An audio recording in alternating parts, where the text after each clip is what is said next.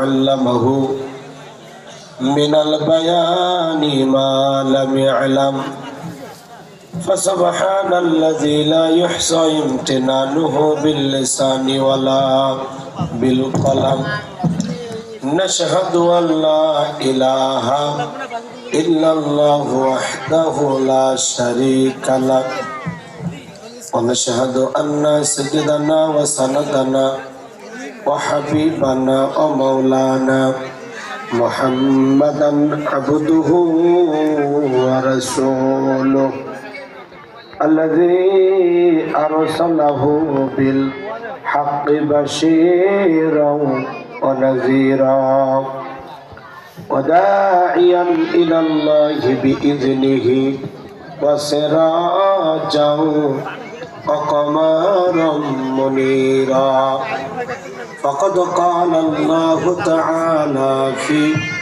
كلامه المجيد وفي فرقانه الحميد সকলে জবান ছেড়ে মুহাব্বতে আওয়াজ দিয়ে পড়ুন আউযু বিল্লাহি মিনাশ শাইতানির রাজীম বিসমিল্লাহির রাহমানির রহিম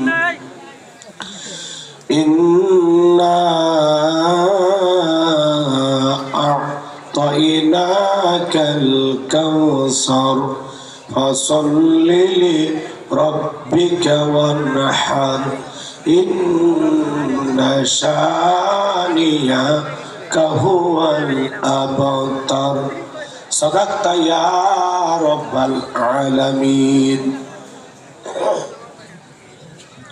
وعن أبي هريرة رضي الله تعالى عنه قال قال رسول الله صلى الله عليه وسلم الدنيا سجن المؤمن وجنة الكافر رواه المسلم وقال تعالى في شأن حبيبي إن الله وملائكته يصلون على النبي يا أيها الذين آمنوا صلوا عليه وسلموا تسليما شكر درود إبراهيم পড়ুন اللهم صل على محمد وعلى آل محمد كما صليت على إبراهيم وعلى آل إبراهيم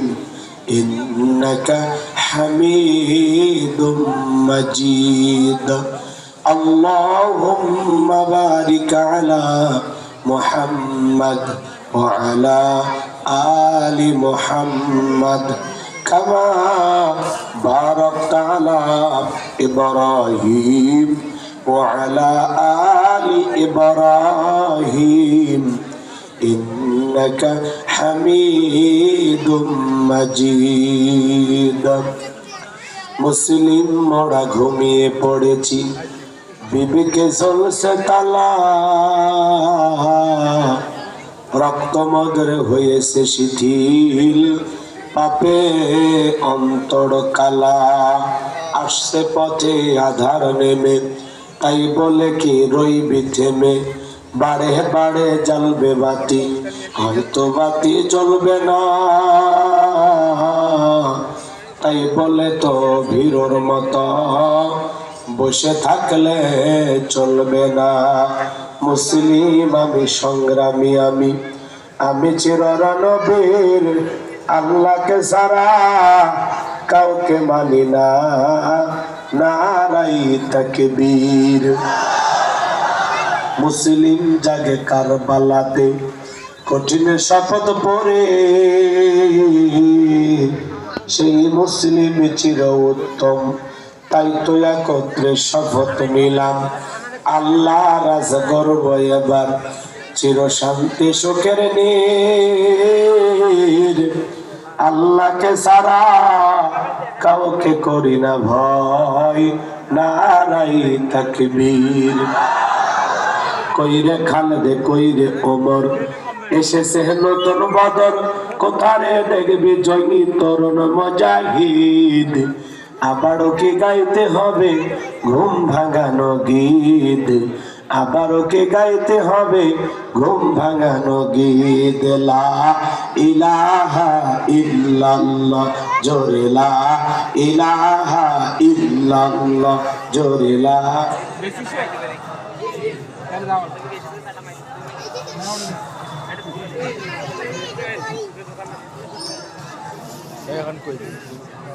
জোরে লা ইলাহা ইল্লাল্লাহ জোরে লা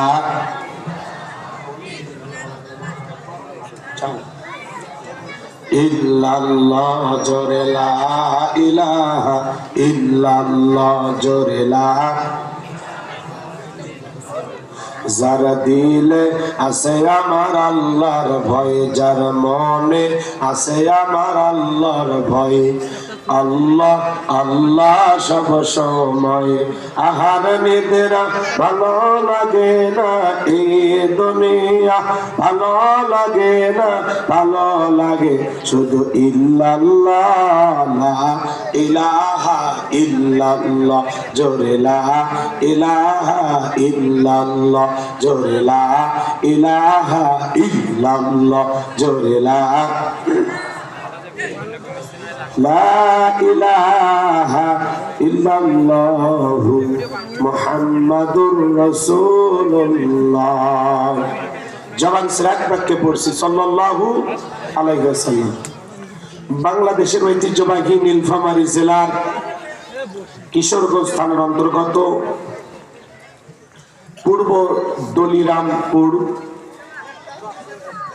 কাকিয়াপাড়া নুরানি হাফিজ এতিমখানা মাদ্রাসার হাফেজ ছাত্রদের পাগড়ি প্রদান উপলক্ষে আজকের দিনের বেলায় তাফসীরুল কোরআন মাহফিলের সম্মানিত সুযোগ্য অনারেবল প্রেসিডেন্ট বিশিষ্ট শিক্ষাবিদ জনাব আলহাজ মোহাম্মদ আব্দুল হামিদ সাহেব, আল্লাহ পাক তার গোলামকে হায়াতে তৈয়বা সিয়াতে কুল্লিয়া দান করুন, চিল্লা বলুন আমিন। সহ সভাপতি জনাব মোহাম্মদ রফিকুল ইসলাম, আল্লাহ পাক তার গোলামকে হায়াতে তৈয়বা সিয়াতে কুল্লিয়া দান করুন, চিল্লা বলুন আমিন। আজকের প্রোগ্রামের প্রধান অতিথি বিশিষ্ট রাজনীতিবিদ, শহীদি কাফেলার নিবেদিত সৈনিক, মাজলুম জননেতা হাফেজ মাওলানা আব্দুল মুনতাকিম, আল্লাহ পাক তার গোলামকে হায়াতে তৈয়বা সিয়াতে কুল্লিয়া দান করুন, জনগণের খেদমতের জন্য আল্লাহ পাক তার গোলামকে ওমর ফারুকের মতো আদর্শবান নেতা হিসেবে কবুল করুন, চিল্লা বলুন আমিন। আজকের প্রোগ্রামের প্রধান মেহমান বিশিষ্ট রাজনীতিবিদ জননেতা জনাব এস এম মামুনুর রশিদ মামুন, আল্লাহ পাক প্রিয় ভাইকে হায়াতে তৈয়বা সিয়াতে কুল্লিয়া দান করুন, জনগণের খেদমতের জন্য ওমর ফারুকের মতো আদর্শবান নেতা হিসেবে কবুল করুন, চিল্লা বলুন আমিন। আজকের প্রোগ্রামের বরেণ্য অতিথিবৃন্দ, আমন্ত্রিত অতিথিবৃন্দ, বিশেষ অতিথিবৃন্দ, আজকের প্রোগ্রামে অনেক মানুষের নাম রয়েছে, সকলের নাম বলা সম্ভব নয়। সকলের জন্য দিল থেকে দোয়া করে পড়ছি, ওয়ারাফা'না লাকা যিকরাক, আল্লাহ পাক সকলের সম্মানকে বৃদ্ধি করুন, চিল্লা বলুন আমিন। আজকের প্রোগ্রামে আমার পূর্বে আলোচনা থেকে ধন্য করেছেন হাফিজ মাওলানা মোহাম্মদ ওলিউল্লাহ সিদ্দিকী, কথা বলেছেন হযরত মাওলানা জহুরুল ইসলাম সিদ্দিকী। সকল আলোচকের আলোচনা আল্লাহ পাক দ্বীনের জন্য, ইসলামের জন্য, কোরআনের খেদমতের জন্য কবুল করুন, চিল্লা বলুন আমিন। মঞ্চ উপস্থিত সম্মানিত উলামা ইকরাম, সামনে বসা পিতৃ সমতুল্য মুরব্বী বাবাজিরা, কলিজার টুকরা প্রাণপ্রিয় যুবক ভাইয়েরা, ছোট্ট ছোট্ট সোনামানিকেরা, পর্দার আড়ালে সম্মানিত বলা সরলা আবেদা সালেহা মা ও বোনেরা, প্রশাসনের সম্মানিত পুলিশের ভাইয়েরা, ডিবির ভাইয়েরা, জাতির বিবেক প্রিয় সাংবাদিক বন্ধুগণ, বিভিন্ন রাজনৈতিক দলের সম্মানিত নেতা কর্মী ভাইয়েরা, সবাইকে নিয়ে মহান রবের দরবারে সিজদাবনত চিত্তে কালিমাতুশ শুকর আদায় করে পড়ছি আলহামদুলিল্লাহ। বিশ্ব নবীর প্রতি দরুদ ও সালাম, যেভাবে আইয়ামে জাহিলিয়াতের যুগে আগমন করে অসভ্য মানুষদেরকে সভ্য বানিয়েছেন, অভদ্র মানুষদেরকে ভদ্র বানিয়েছেন, কোরআন নামের সংবিধান দিয়ে কোরআনের রাজ কায়েম কইরা সোনালী যুগ উপহার দিয়া মদিনার পাক ভূমিতে শায়িত আছেন সে রাসূলের প্রতি কলে যারা মহাব্বত নিয়ে পড়ছি দরুদ ও সালাম সকলেই পড়ুন সাল্লাল্লাহু আলাইহি ওয়াসাল্লাম। সম্মানিত ভাইরা আমার, ভূমিকা লম্বা কথা নয়, সরাসরি মূল আলোচনায় প্রবেশ করতে চাই। তারপরে দু একটি কথা না বললে নয়।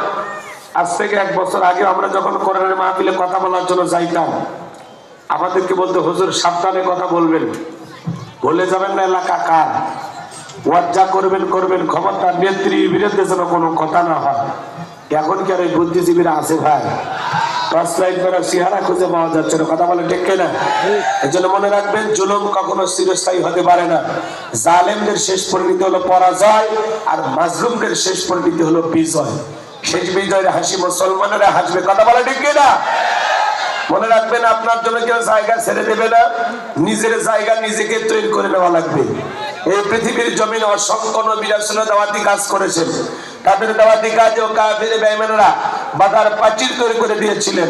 এরপর আল্লাহর পয়গম্বরেরা শত বাধার প্রাচীরকে ভেঙে আল্লাহর জমিনে আল্লাহর পথে মানুষকে দাওয়াত দিয়েছেন, কথা বলেন ঠিক কিনা? আপনার আমার প্রিয় নবী কালেমার দাওয়াতে থেকে কোরআনের প্রচার করতে গিয়ে মার খেয়েছেন, রক্ত জুড়িয়েছেন, ডান্ডার মোবারক শহীদ হয়ে গেছেন। সাহাবা ইকরাম দ্বীনকে প্রতিষ্ঠিত করতে গিয়ে মার খেয়েছেন, রক্ত জুড়িয়েছেন, জীবন দিয়েছেন। ও বাংলার মুসলমান, এই দেশের মানুষ যদি 1952 সালে ভাষার জন্য জীবন দিতে পারেন, আপনার আমার পূর্বপুরুষেরা এদেশের স্বাধীনতার জন্য, এদেশের মাটির জন্য 1971 সালে যদি জীবন দিতে পারেন, রক্ত দিতে পারেন, 2024 সালে স্বৈরাচার জালেমকে বিদায় করে দেওয়ার জন্য এদেশের 2000-এর বেশি মানুষ যদি জীবন দিতে পারেন, রক্ত দিতে পারেন, আল্লাহর এই জমিনে আল্লাহর দ্বীনকে প্রতিষ্ঠিত করার জন্য, কোরআনের সমাজ ব্যবস্থা কায়েম করার জন্য যদি কখনো ডাক আসে, বিবির কাছ থেকে বিদায় নে, সন্তানদের কাছ থেকে বিদায় নে, মাথায় কাফনের কাপড়ে বেঁধে আল্লাহর এই জমিনে আল্লাহর দ্বীনকে প্রতিষ্ঠিত করার জন্য কারা কারা কোরআনের জন্য, দ্বীনের জন্য, ইসলামের জন্য বুকের তাজা রক্ত দিতে রাজি? 2 হাত তুলে আল্লাহকে দেখান, 2 হাত তুলে আল্লাহকে দেখান। লিল্লাহি তাকবীর, লিল্লাহি তাকবীর। আল কোরআনের আলো, আল হাদিসের আলো, দুনিয়ার মুসলিম, সারা বিশ্বের মুসলিম, লিল্লাহি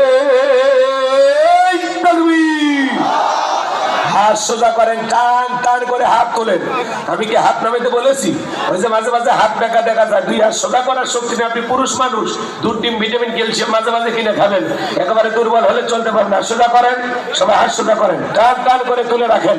আমার আল্লাহ রাব্বুল আলামিন বলেন, ইন্নাল্লাহা আশতারা মিনাল মুমিনিনা আনফুসাহুম ওয়া আমওয়ালাহুম বিআন্না লাহুমুল জান্নাহ। সূরা তাওবার 111 নম্বর আয়াতে আল্লাহ রাব্বুল আলামিন জানিয়ে দিলেন, নিশ্চয়ই মুমিন বান্দাদের জান মাল আমি আল্লাহ ক্রয় করে নিয়েছি, বিনিময়ে দেব জান্নাত। বলুন সুবহানাল্লাহ। তাহলে বলেন তো বাজান, আপনার আমার জীবনের মালিক কে? এই নীলফামারীর যুবকেরা ভালো করে বলো, এই জীবনের মালিক কে? প্রেম করবার প্রেমিকাকে পার্কে নিয়ে যা ডায়লগ দিবা, এই জীবন তোমার, তুমি শুধু আমার। ওরে হাইব্রিড যুবক, এই জীবনের মালিক কে? আপনার আমার সম্পদের মালিক কে? আল্লাহর দেয়া জীবন, আল্লাহর দেয়া সম্পদ আল্লাহর পথে খরচ করতে রাজি আছেন তো মুসলমান? রাজি আছেন ইনশাআল্লাহ? রাজি আছেন ইনশাআল্লাহ? বাম হাত নামান, শুধু ডান হাত তুলে রাখেন, শুধু ডান হাত। আল্লাহ রাব্বুল আলামিন বলেন, ইল্লা আসহাবাল ইয়ামিন ফি জান্নাতি ইয়াতাসাআলুন। ডানপন্থী যারা জান্নাতের বাগানে থাকবে তারা, ডানপন্থী যারা আল্লাহর প্রিয় তারা। বলুন আল্লাহু আকবার। কোনো কথা হবে না। কিছুক্ষণ আগে বলেন হুজুর জীবন দিতে রাজি, রক্ত দিতে রাজি। আপাতত জীবন রক্ত দুইটার কোনোটাই দিতে হবে না। ডান হাতটা পকেটের ভিতর ঢুকে দিয়া সে যা পারেন যতটুকু পারেন এই মাদ্রাসার জন্য, এই তাফসীরুল কোরআন মাহফিলের জন্য প্রাণ ভরে দান করবেন। সোজা ডান হাত পকেটে দেন, আমিও দিচ্ছি। নিজের পকেটে হাত দেবেন, অন্য কারো পকেটে হাত দিয়ে পকেটের বলে মার খাবেন না। সবাই পকেটে হাত দেন। স্বেচ্ছাসেবক যারা আছে বাবা, ব্যাগ নিয়ে, রুমাল নিয়ে, চাদর নিয়ে, যার কাছে যা আছে তাই নিয়ে মাঠে নামক, খেলা হবে, খেলা হবে। ছেলে বেড়ে যাচ্ছে, সবাই দেন, সবাই পকেটে হাত দেন, আমিও দিচ্ছি। না সবাই পকেটে হাত দেন, সবাই পকেটে হাত দেন, আমিও দিচ্ছি, আপনারা দেন। আল্লাহ সবাইকে দেওয়ার তৌফিক দান করুন। জোরে বলুন আমিন। আরেকটু জোরে বলুন আমিন। সবাই পকেটে হাত দেন। 10, 20, 50, 200, 100, 500, 2000, 5000, 10,000, 1 লাখ, 2 লাখ, যে যা পারেন আল্লাহর রাস্তায় পকেটে হাতে প্রাণ ভরে নবীর ঘর মাদ্রাসার জন্য টাকা দান করেন। খবরদার কেউ যেন আবার বিনিময় দিন না। 2014 সালে ওয়াজ করতে গেছিলাম রংপুর তারাগঞ্জ, ওই জায়গায় কালেকশন চলতেছিল। একজন ব্যাগের ভিতর দিয়েছিল 2 প্যাকেট বিড়ি, দিয়ে লেগে দিয়েছে 1 প্যাকেট মাহফিল কমিটির আর 1 প্যাকেট বক্তা। কত বড় দুষ্ট! চিন্তা করেন, এরকম দুষ্টমি করা যাবে না। সবাই পকেটে হাত দিয়ে আল্লাহর রাস্তায় টাকা দান করেন। মহিলা প্যান্ডেল আছে, নারীদের বসার ব্যবস্থা আছে, আমার মা বোনদের বসা আছে না? মা, আমি জানি নীলফামারী জেলার মা বোনদের হাতে রান্না যেমন ভালো, মনটা তার সাথে বেশি ভালো। আল্লাহ আমার মা বোনদেরকে দান করার তৌফিক দান করুন। জোরে বলেন আমিন। মা বোনের আপনাদের মাঝে চলে গেছে চাদর, বোরকার পকেট থেকে করে দেন হালকা করে একটু আদর। আল্লাহ মা বোনদেরকে দান করার তৌফিক দান করুন। জোরে বলেন আমিন। হ্যাঁ, মহিলা প্যানেল লোকজন পাঠায় দেন। আমার হাতে 500 টাকা, 1000 টাকা, 2, 4, 5, 10,000 যারা দিবেন ঝড়ের বেগে তাড়াতাড়ি আসেন। নবীর ঘর মাদ্রাসার জন্য সভাপতি গণ্যমান্য ব্যক্তিবর্গ যারা আছেন 50,000, 1 লাখ দিবেন, তাড়াতাড়ি কর। কার কাছে কি আছে তাড়াতাড়ি করে দেন, খুব দ্রুত গতিতে ঝড়ের বেগে দেন। বাজান আমার হাতে 500 টাকা, 1000 টাকা, 2, 4, 5, 10,000 দেওয়ার মতো কেউ নাই। দেন, পকেটে হাত দেন, খুব দ্রুত গতিতে দেন। কিনা প্রধান মেহমান মামুন রশিদ মামুন ভাই নগদ 5,000 টাকা জোরে কন মারহাবা, লিল্লাহি তাকবীর। আল্লাহ তাআলা মামুন ভাই দানটা কবুল করেন, হাত বাড়া দেন, জিন্দেগির গুনাহগুলো মাফ করে দেন, দুনিয়া আখিরাতে ইজ্জত সম্মান বাড়া দেন। জোরে বলেন আমিন। আসেন আসেন দরদিরা আমার, দিয়া দান বোঝে মন কেড়ে নিতে কতক্ষণ। নদীরে কোন ভাই না কোন করে এই তো নদীর খেলা। সকালবেলা টাকাওয়ালা তুই ফকির, সন্ধ্যাবেলা দান করিলে মাল কমে না, নেকির পাল্লা হয় ভারী। গুনাহ কাদা মাফ করে দিয়া আল্লাহ জান্নাতে বানায় দিও ঘর বাড়ি। জোরে কন মারহাবা। জামাত ইসলামের পক্ষ থেকে 5,000 টাকা জোরে কন মারহাবা, লিল্লাহি তাকবীর। আল্লাহ তাআলা দানটা কবুল করো, পরজনে শামিল করো। এই দান আসলে করে আল্লাহ তাআলা এই দলকে তুমি কবুল আর মঞ্জুর করে নাও। আমার ভাইদের যারা সহযোগিতা করেছেন আল্লাহ কবুল আর মঞ্জুর করে নেন। জোরে বলেন আমিন। আর কি আছে? তাড়াতাড়ি দেন, তাড়াতাড়ি দেন, সবাই কম, খুব দ্রুত করে দিতে দেন। ঝড়ের বেগে বাজান। আমার হাতে 500 টাকা, 1000 টাকা দেওয়ার মতো কেউ নাই, তাড়াতাড়ি দেন। তো ভাই শেষ ভালো যান, সব ভালো করে একটা রিস্ক দেন। কি বলবেন? 10,000 হয়ে গেল না? যে তাকবীর মারহাবা যতক্ষণ ধরে ডাকিচ্ছি, এই 10,000 টাকা দিয়ে হয়?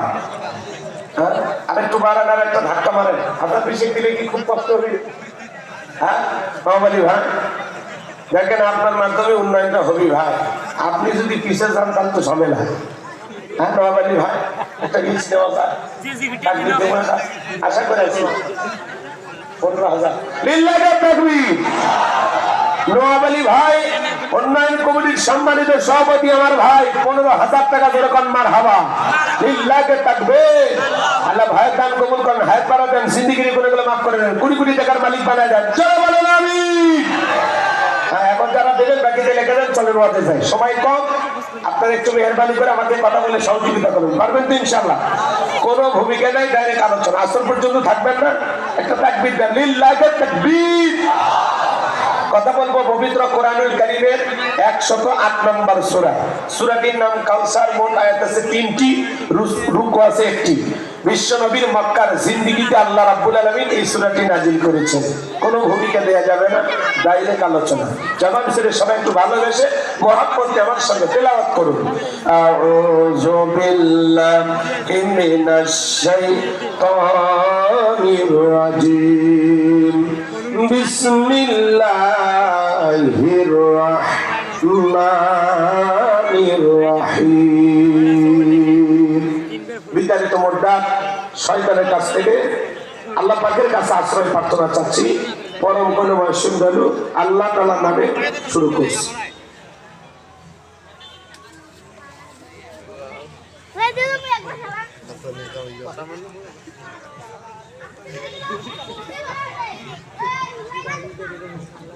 সূরাটির নাম বললেন কি বলেন? কষ্ট হচ্ছে আপনাদের? সময় কম, সত্যি একটি সূরা ধরেছি, শোনেন, আলোচনা মজা লাগবে ইনশাআল্লাহ।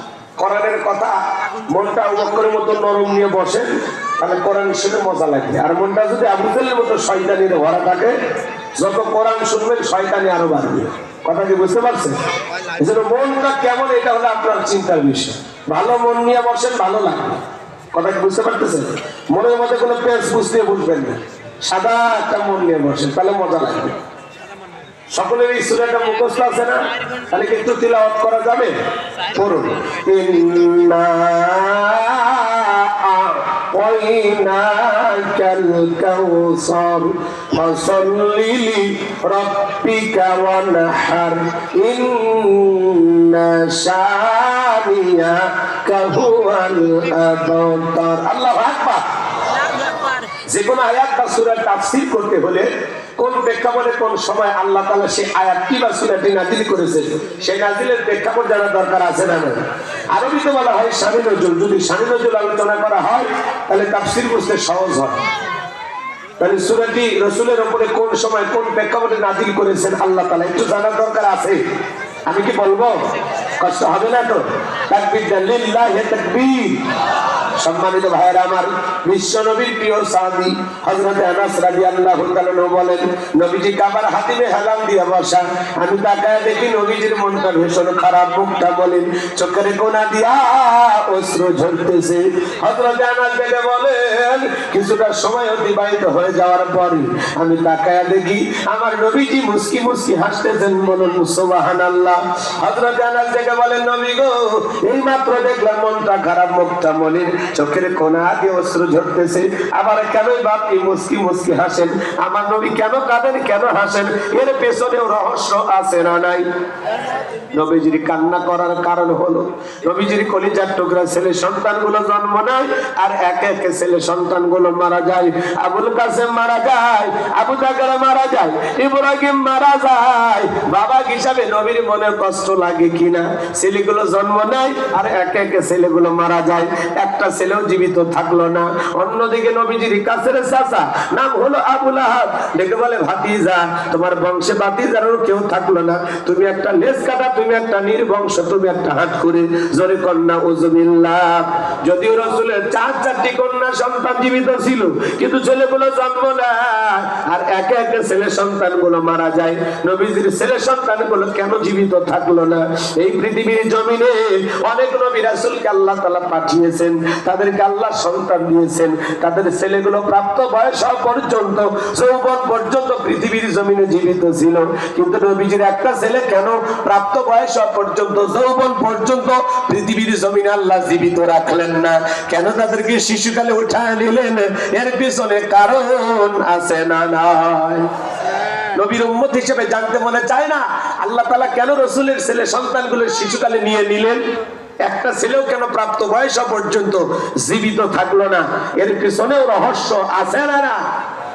রাসূল আকরাম বলুন সাল্লাল্লাহু আলাইহি সাল্লামের ছেলে সন্তানগুলো শিশুকালে বিদায় নেওয়ার পিছনে কারণ আছে 3টি। জোরে বলেন কয়টি? নবীর উম্মত হিসেবে কারা কারা শুনতে চান একটু হাত তুলে দেখান তো দেখি। লিল্লাহি তাকবীর। হাত নামান আমার ভাইয়েরা। কি সেই 3টি কারণ যদি আমি বলতে চাই, 3 নাম্বার আয়াতের আলোচনা করা লাগবে। আমি কি 1 নাম্বার আয়াত বাদ দিয়ে 3 নাম্বারে যাব, নাকি আস্তে আস্তে শুরু করা যাক? আমার ভাইয়েরা, গভীর মনোযোগ দিয়ে কথাগুলো শুনবেন। একটা সন্তান হারানোর ব্যথা, আপন মানুষদের সমালোচনা, অন্যদিকে সাহাবায়ে কেরাম যারা ইসলাম ধর্ম গ্রহণ করে, কাফের বেঈমান তাদের উপর নির্যাতন, জুলুমের স্টিমরোলার চালায়। হযরতে বেলাল তখনও কালেমা পড়ে মুসলমান হন নাই। নবীজি রাতের বেলায় আর কামে বসা, হযরত বেলাল নবীজির দরবারে উপস্থিত হয়ে গেলেন।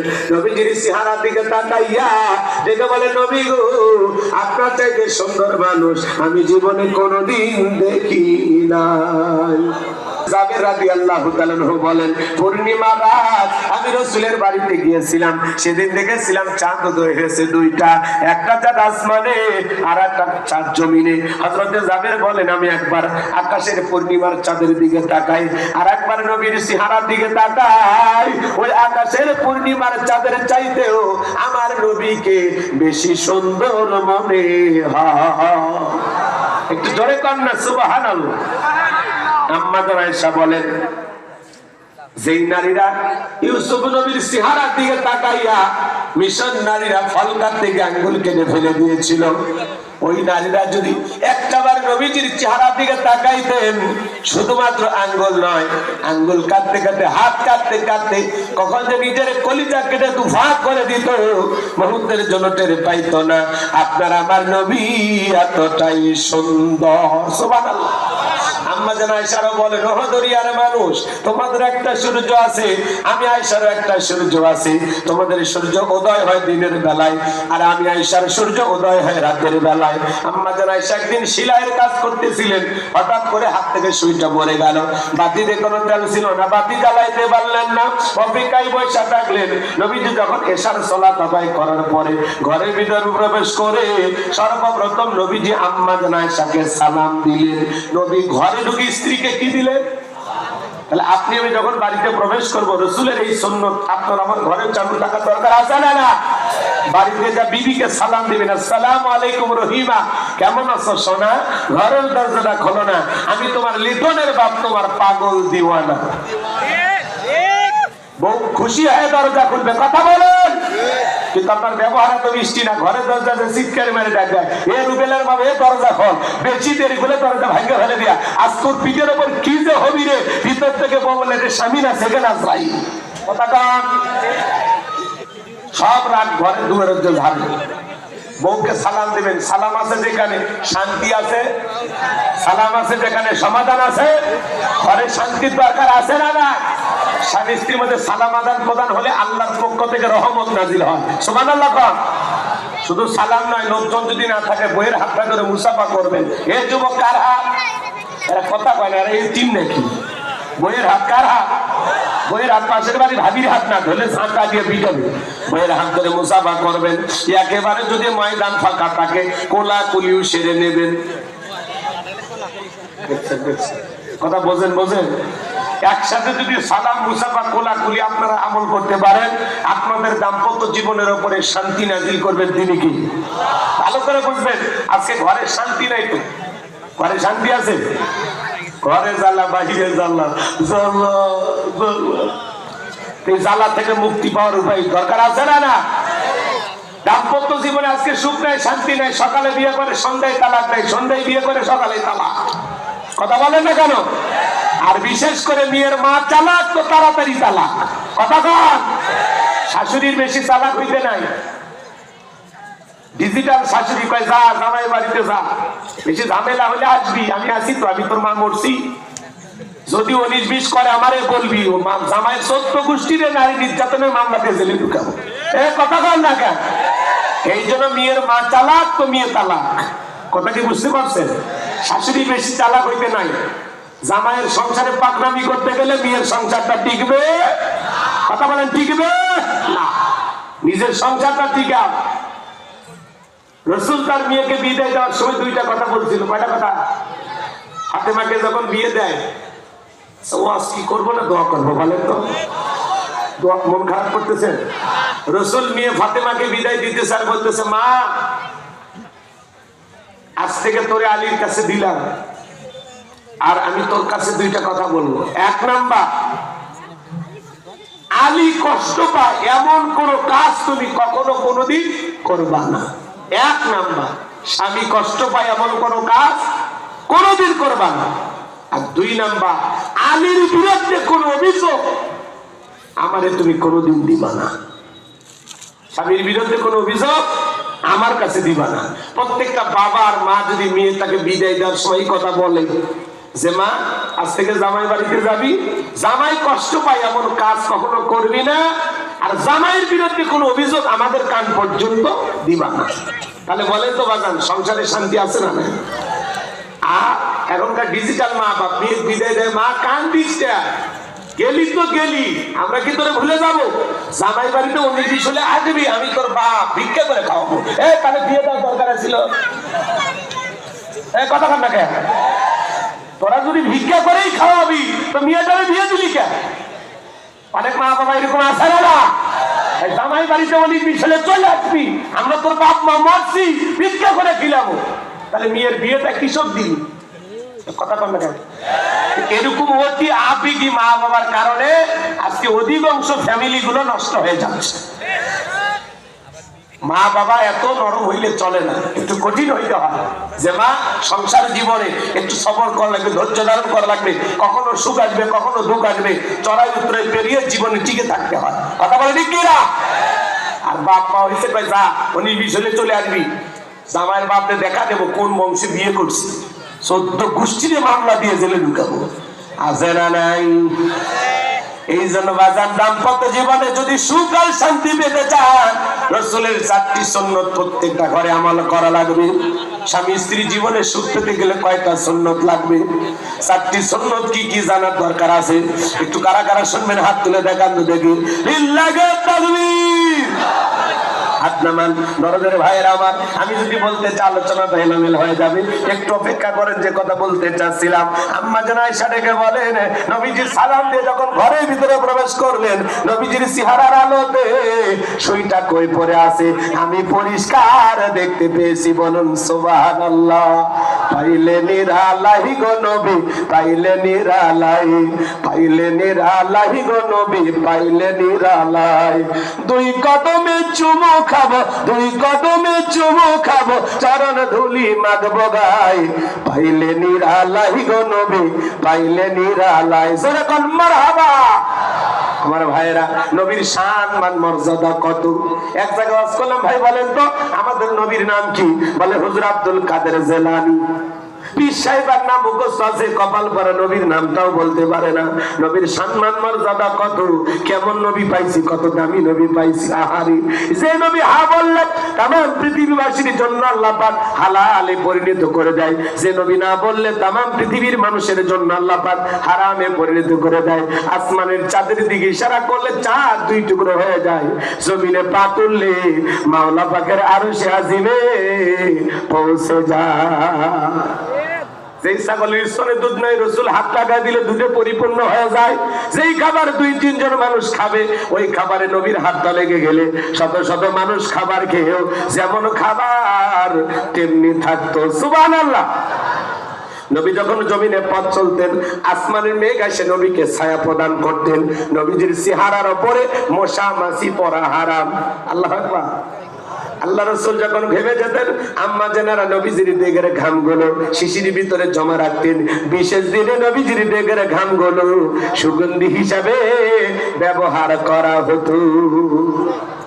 নবী যখন ওযু করতেন, ওযুর পানিতে সুগন্ধি বের হয়ে যাইতো। সুবহানাল্লাহ। কর রাস্তা দিয়ে হেঁটে গেলে নবীজি সুঘ্রাণ পাওয়া যাইতো। সুবহানাল্লাহ বলে। এ বাজান, যেই নবীর চেহারার দিকে তাকাইলে পেটের ক্ষুধা নিবারণ হয়ে যাইতো। সুবহানাল্লাহ। সেই নবীর কাছে বেলাল কথা মনে আছে না নাই? বেলাল ডেকে বলে, নবী আপনি কালেমার দাওয়াত দেন, ইসলামের প্রচার প্রসার করেন, দয়া করে আমারে কালেমা পড়ায় দেন। আল্লাহ রাসূল তখন বেলালকে কালেমা পড়ায় দিলেন। লা ইলাহা ইল্লাল্লাহু মুহাম্মাদুর রাসূলুল্লাহ সাল্লাল্লাহু আলাইহি ওয়াসাল্লাম। হযরত বেলাল কালেমা পড়ে মুসলমান হয়ে গেল। নবী আমার দেখে বলে, বেলাল ইসলামের অবস্থা কোন ভালো না, কালেমা পড়েছো আপাতত প্রকাশ করা যাবে না। আপনারাই বলেন তো বাজান, ইসলামের অবস্থা কি সব সময় ভালো থাকে?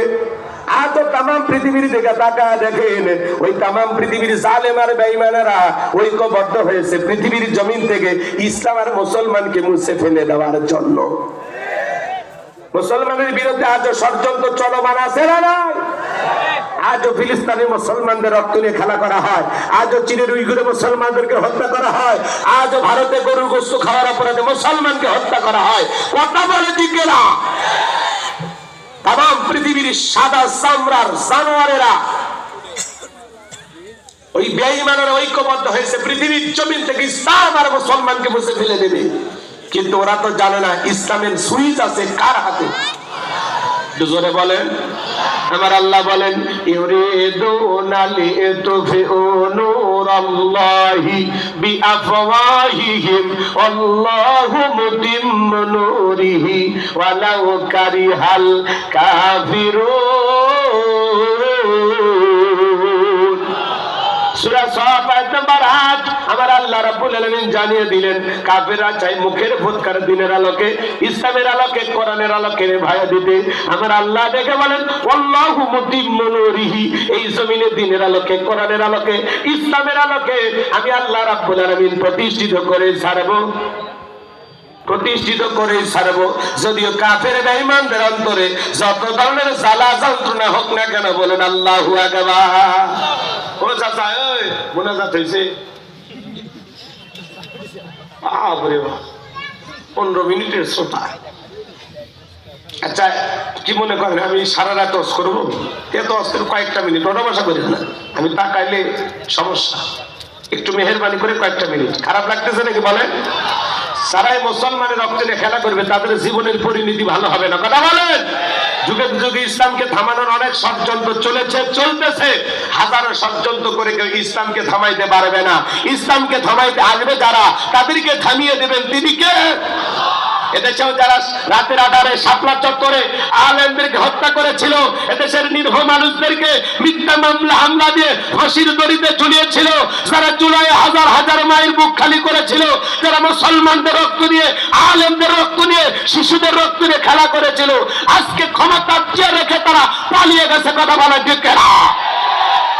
এই জন্য জুলুম করতে নাই। কথা বলে?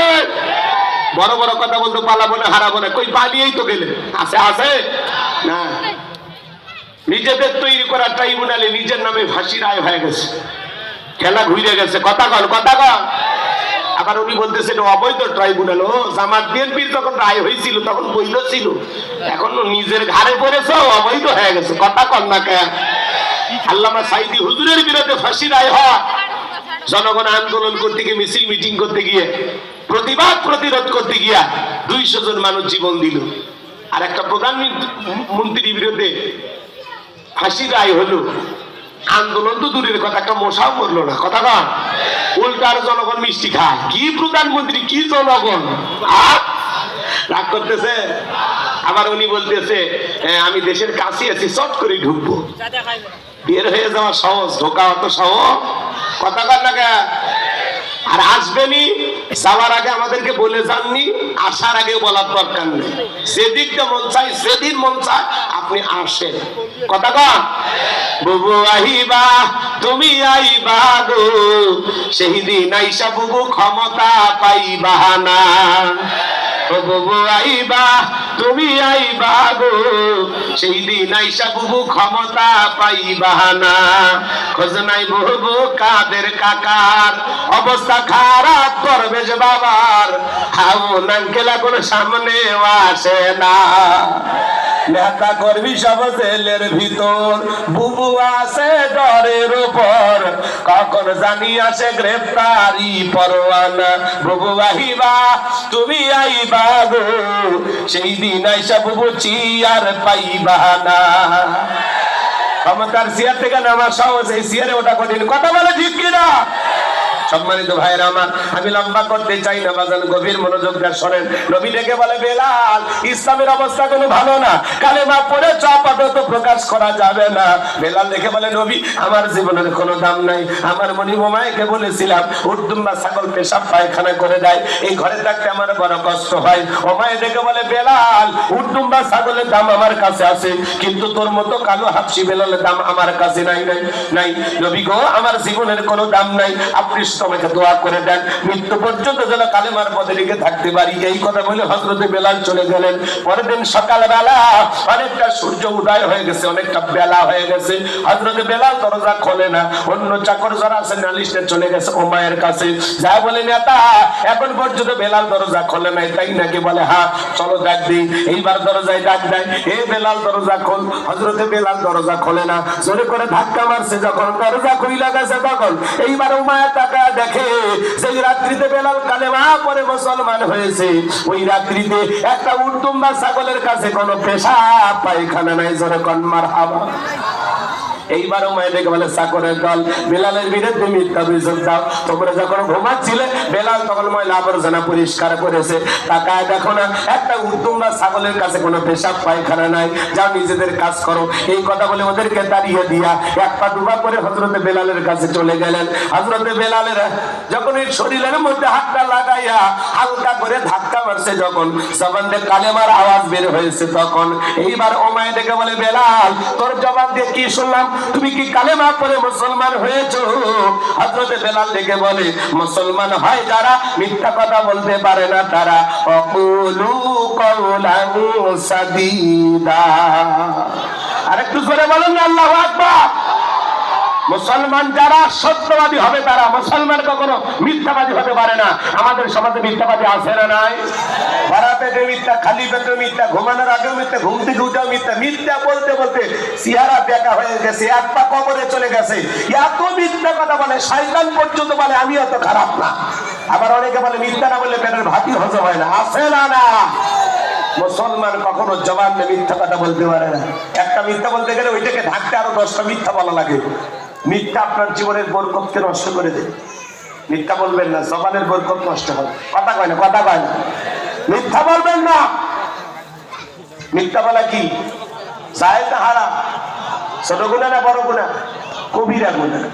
তাহলে মিথ্যা বলবো না, আমরা জবান দিয়ে সবসময় সত্য বলার চেষ্টা করবো ইনশাআল্লাহ। আমার ভাইয়েরা গভীর মনোযোগ দিয়ে কথাগুলো শুনে যান। ওমাইয়া ডেকে বলে, বেলাল তুমি যদি চাও উট দুম্বা ছাগলের মালিক বানায় দেব, থাকার জন্য ভালো ঘর বানায় দেব। এখনো সময় আছে। আব্দুল্লাহর বেটা মুহাম্মদ বলুন সাল্লাল্লাহু আলাইহি সাল্লামের ধর্ম ত্যাগ করে আবার বাপ দাদার ধর্মে ফিরে আয়। হযরতে বেলাল ডেকে বলে, ওমাইয়া দুনিয়ার কোন পার্থিব সম্পদের বিনিময়ে বেলাল তার ঈমান বিক্রি করবে না। বলেন আল্লাহু আকবার। এইবার ওমাইয়া ডেকে বলে, আমার কথা না শুনলে বড় নেতা আবু জেহেলকে খবর দিব। হযরতে বেলাল ডেকে বলে, কোন বড় নেতা ছোট নেতা এখন কাউকে কোন টাইম নাই। আমি দুনিয়ার কোন আবু জেহেলকে ভয় করি না, আমি ভয় করি আমার আল্লাহকে। আল্লাহু আকবার। এইবার ওমাইয়া দৌড়ে চলে গেল আবু জেহেলের বাড়িতে। যাই বলে, নেতার সংবাদ খুব খারাপ, আমার বাড়ি কিন্তু বেলাল কালেমা পড়ে মুসলমান হয়েছে। তাই নাকি? বলে হ্যাঁ, ঠিক আছে যাও, মেয়ে আসতেছি। আবু জেহেল এইবার তার সাঙ্গ পাঙ্গ ক্যাডার মাস্তান ছিল, যাদের কাজই বলে মুসলমানদের উপর নির্যাতন আর জুলুম করা। আজও দেখবেন জালেমদের একটা বিশেষ বাহিনী থাকে, যাদের কাজই হলো টুপিওয়ালা, দাড়িওয়ালা, ইমানদার, আল্লাহওয়ালাদেরকে টার্গেট করে হত্যা করা, নির্যাতন চালানো। কথা বলে না কেন? আছে না নাই?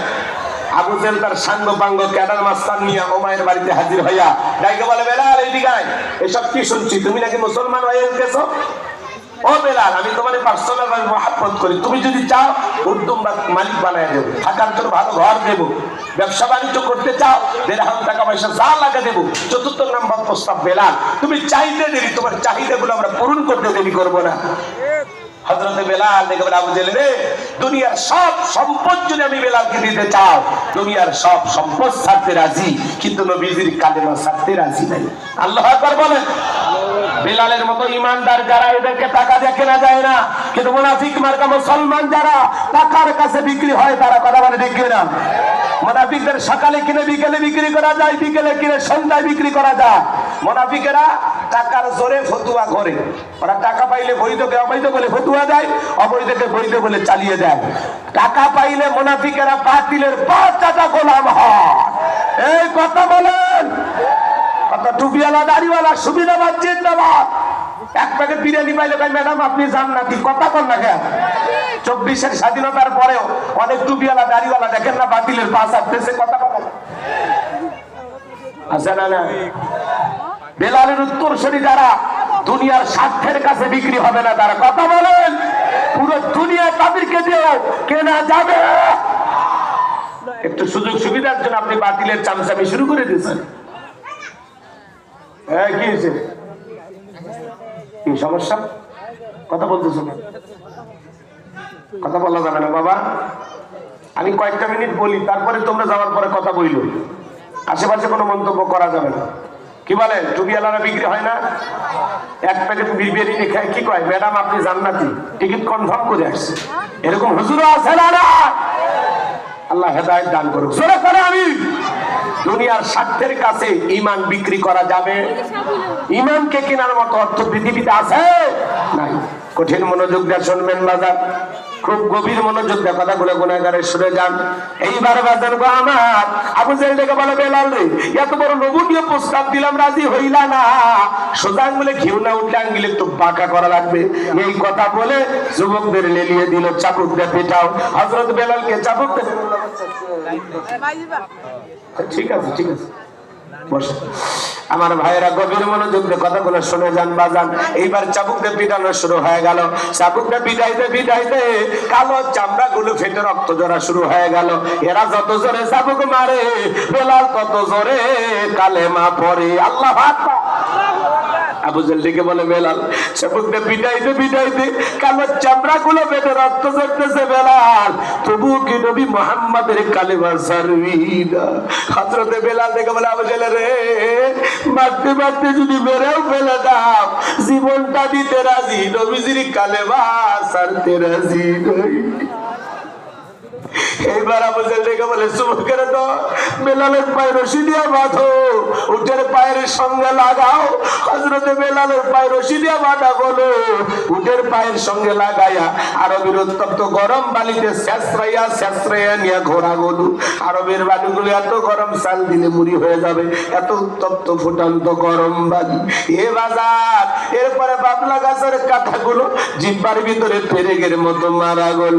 বিকাল বেলা নিয়ে আইসা বলে বেলাল চাবুক দিয়ে পিটাইলাম, পায়ে রশি লাগাইয়া নিয়ে ঘুরলাম, এত নির্যাতন করা হলো রে বেলাল, তবুও কি নবী মুহাম্মাদের কালেমা ছাড়বি না? হযরতে বেলাল দেখে বলে আবু জেহেল রে, মারতে যদি মেরেও ফেলে দাও জীবনটা দিতে রাজি, কিন্তু নবীজির কালেমা ছাড়তে রাজি নাই। বেলাল বিশ্বাস থাকবে যতদিন, বেলাল ইসলামের পথে টিকে থাকবে ততদিন। আল্লাহু আকবার। এবার আবু জেহেল বলে যুবকের দল বড় একটা পাথর নিয়ে এসে বেলালের বুকের উপরে চাপায়া দাও। বিশাল বড় একটা পাথর নিয়ে আইসা হযরতে বেলালের বুকের উপরে চাপায়া দেওয়া হলো। ওরা মনে করলো পাথরের চাপার আঘাতে বেলাল মারা যাবে, এই কথা ভেবে কাফেররা চলে গেল। এ বাজান গো আমার, হাত বাঁধা পা বাঁধা, বুকের উপরে বিশাল বড় পাথর, রক্তাক্ত জিহ্বাটা নাড়াইয়া তবুও বেলাল জিকির করতেছে। নীলফামারীর বাবাজিরা জিকির করার জন্য আপনাকে আমাকেও মারে না, ধমক দেয় না, পেটে না, তবু আমরা কপাল পরা আল্লাহর জিকির করি না। হাদিস শরীফের ভিতরে আসছে বাজান, যার জিহ্বাটা আল্লাহর জিকিরে তরুতাজা থাকবে, আল্লাহর জিকিরে ভিজা থাকবে, ওই জিহ্বাওয়ালা মানুষ কোনোদিন জাহান্নামের আগুনে জ্বলবে না। বলুন সুবহানাল্লাহ। আযকুরুনি আযকুরুকুম ওয়াশকুরুলি ওয়ালা তাকফুরুন। আল্লাহ বলে গোলাম তোমরা আমারে স্মরণ করো, আমি আল্লাহ তোমাদেরকে স্মরণ করব, কৃতজ্ঞতা প্রকাশ করো, অকৃতজ্ঞ হইও না। এ বাজান মাঠে ময়দানে কাজ করতে করতে জিকির করা যায়, রিকশা ভ্যান চালাতে জিকির করা যায়, অফিস আদালতে ব্যবসা বাণিজ্য করতে করতে জিকির করা যায়। জিকির করার জন্য আলাদা সময় লাগে না, সব সময় আল্লাহর জিকির করব। সুবহানাল্লাহ, আলহামদুলিল্লাহ, লা ইলাহা ইল্লাল্লাহ, আল্লাহু আকবার, সুবহানাল্লাহি ওয়া বিহামদিহি, সুবহানাল্লাহিল আযীম। মা বোনেরা অসংখ্য মা, মাসে কয়েকদিন আপনারা অসুস্থ থাকেন, যে সময় নামাজ পড়া আপনাদের জন্য নিষেধ, ওই সময়গুলোতে আপনারা বেশি করে সালাত আদায় করবেন। সালাত আদায় করার সময় পাচ্ছেন না মা, এই জন্য ওই সময়গুলোতে আপনারা বেশি করে জিকির করবেন। আল্লাহ মা আপনাদেরকে আমল করার তৌফিক দান করুন, জোরে বলুন আমিন। আমার ভাইরা, হযরত বেলাল রক্তাক্ত জিহ্বা দিয়া চোখের পানি ছেড়ে দিয়ে কাঁদেন আর ডেকে বলেন আল্লাহ তুমি তো সেই আল্লাহ, ইব্রাহিমের জন্য যদি নমরুদের আগুনকে ফুলের বাগান বানায় দিতে পারো, আল্লাহ তুমি কি পারো না বেলালের বুকের পাথরটাকে তুলার মতো নরম বানায় দিতে? হযরতে বেলাল দোয়া করতে দেরি, আসমানের মালিক আল্লাহ দোয়া কবুল করতে দেরি করে নাই। বেলালের বুকের পাথরটাকে আমার আল্লাহ তুলার মতো নরম বানিয়ে দিয়েছেন। বলুন সুবহানাল্লাহ।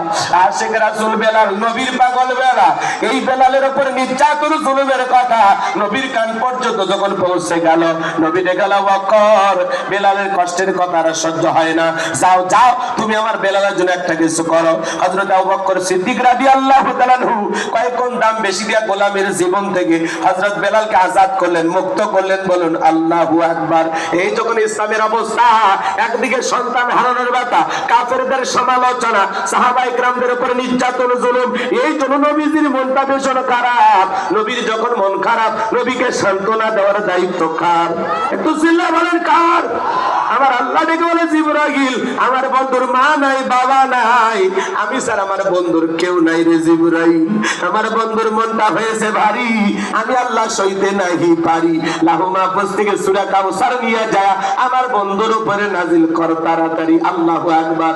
আমার নবী বলে আনাস, আমার মনটা কেন খারাপ কারণটা তোমরা জানো কি? তোমার মুস্কি হাসি দেওয়ার কারণ হলো এই মাত্র আসমান থেকে জিবরাইল এসে আমার উপরে সূরা কাউসার নাজিল করলো। নবী তখন সাহাবায়ে কেরামদের সামনে মুস্কি হাসলেন আর সূরা কাউসার তিলাওয়াত করে শুনিয়ে দিলেন। আমার আল্লাহ রাব্বুল আলামিন বলেন ইন্না আ'তাইনাকা আতাইনাকাল কাউসার ফাসাল্লি লিরাব্বিকা ওয়ানহার ইন্না শানিয়াকা হুয়াল আবতার। আল্লাহু আকবার। আমার আল্লাহ রাব্বুল আতাইনাকাল কাউসার, অবশ্যই আমি আল্লাহ পাক আপনাকে হাউজে কাউসার দান করেছি। এই পৃথিবীর অন্য কোন নবী রাসূলকে আল্লাহ তাআলা হাউজে কাউসার দান করেন নাই, হাউজে কাউসার গিফট করেন নাই। আপনার আমার নবীকে হাউজে কাউসার দান করেছেন। তিনি কে? আরেকটু চিল্লা বলেন, তিনি কে? আমার